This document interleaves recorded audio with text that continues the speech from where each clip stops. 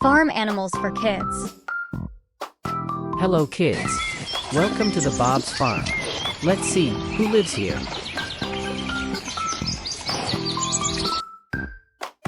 I am a cow. I give you milk and meat. I am a rabbit.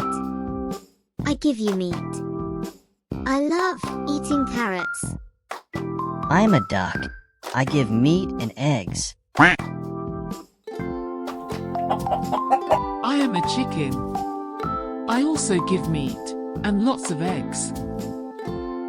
I am a horse. People use my hair to make wigs. I am a sheep. My hair is used to make cotton. I am a goat. I give milk and meat. I am a donkey. I love eating green grass, and I help people carry their stuff too. I am a pig. I give meat.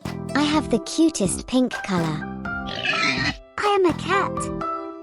I love to play with cute little kids like you. I am a dog. I love eating bones. I hope you enjoyed this visit. See you again.